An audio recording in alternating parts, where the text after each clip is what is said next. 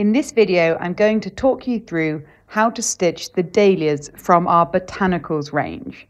So first up, what's in your kit? So here's the contents of everything we need to stitch this beautiful dahlias design using 4 different embroidery stitches. In your set, you first have the piece of organic linen that's been screen printed by Amy, our amazing screen printer, with the design. You've then got all your threads, which are on numbered bobbins. These numbered bobbins all coordinate with our stitch plan. And this stitch plan, you'll see, has different areas coloured in different colours, which are each numbered in the same way. Now, those numbered areas and different pages show you the stitch to use in different bits. Whilst we have videos showing all the different stitches, your kit also contains a written guide with written instructions for each stitch. So for example, if you're stitching a Pekingese work area, you can just refer to the Pekingese stitch guide in the book. Or I'll put a little link here showing you the specific Pekingese work video. Then on the back of the instruction booklet, you also have some really high res pictures of the flowers, so you've got some images to refer to. And this is what we're stitching. So to begin with, I'm just going to show you a little bit of stitching the simplest areas, which is the leaves. Now this is an advanced kit, so it's not really a great one for beginners. This is for once you've been stitching a little bit. So first up, let's put the hoop on the fabric, and I'm going to position the hoop on the fabric at the top here so I can just show you a little bit from every area you're going to stitch. I put the hoop here into a table stand.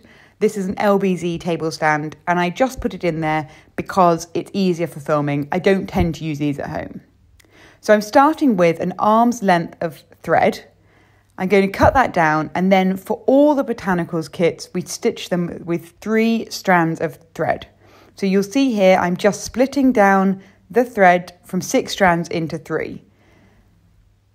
Now, once you've got your 3 strands, you're going to wind the remaining strands back onto the bobbin.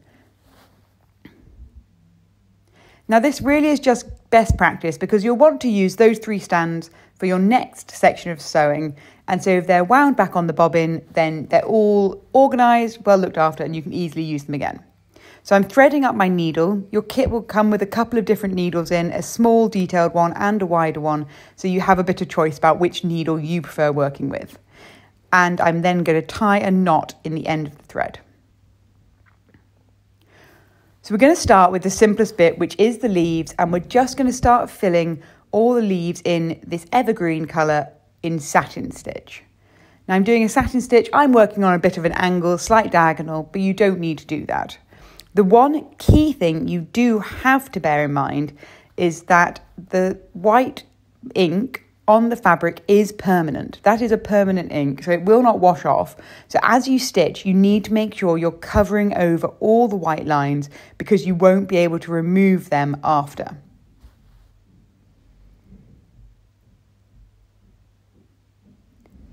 So I just keep going, and I'm just going to fill in enough of this leaf here just to show you enough that you can then get an idea of how you're going to fill it all in. You want to do these steps before you do the stem stitch, which is our central bit, because it will make it much neater. Trying to do this after your stem stitch is much harder. So do all your satin stitch first. Right, so now that leaf is fully filled in, I'm going up with my olive green, and I'm now going to do a stem stitch. And remember, there is a separate video on stem stitch that you can refer to. And so when you're doing this, you can take a look at that video if you want to see the stem stitch itself in a bit more detail. But it's a super simple stitch, and I'm basically going to do a couple of rows side by side of stem stitch going up the stem of each leaf. And this goes over the top of my satin stitch. So you can see me do it here.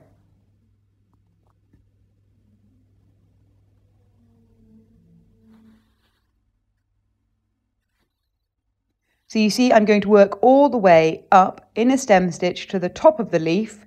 And then once I get to the top, I'm going to come back down again and do another row just because it creates a little bit more body.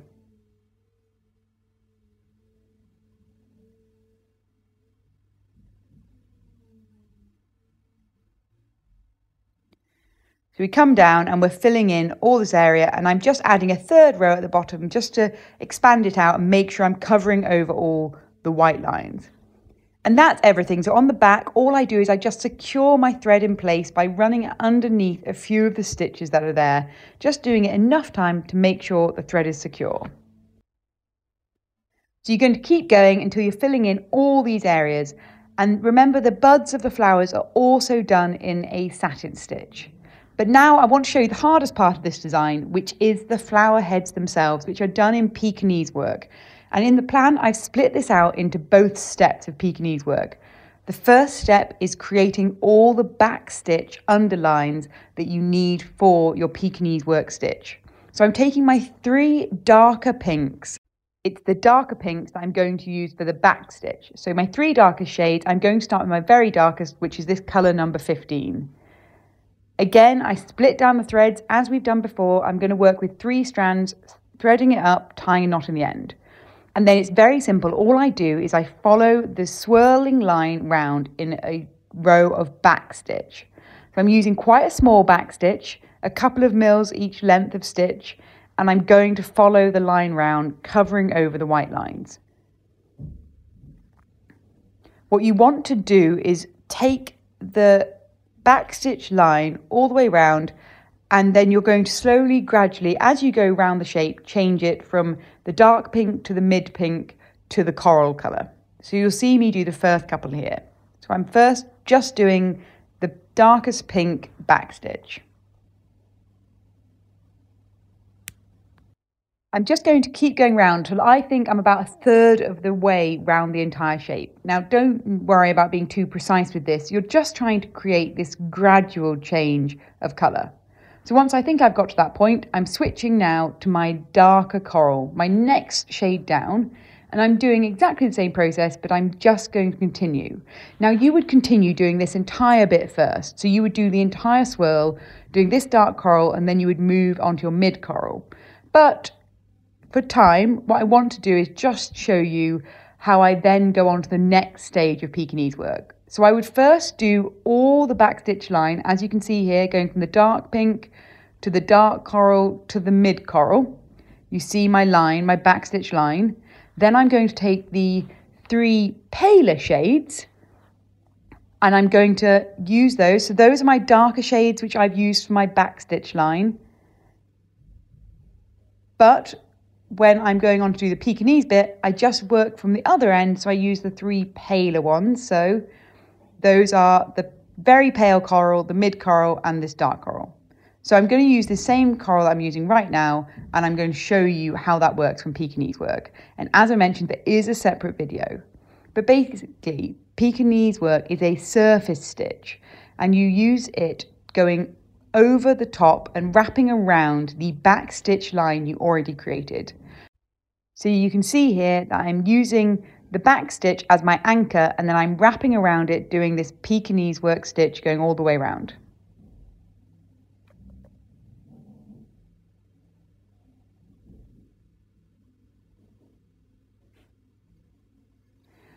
Now this is a bit fiddly, and that is why this is our advanced kit.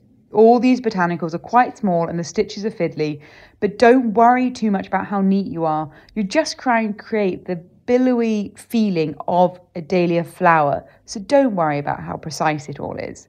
So you see I'm going to keep going round, wrapping around, creating these loose swirling stitches under the back stitch. And I keep going until I've pretty much got to the end of that dark pink section. Then I'm going to switch to my next shade down, my slightly paler shade, and I just carry on. I carry on doing the Pekingese work the whole way round in this paler shade now too.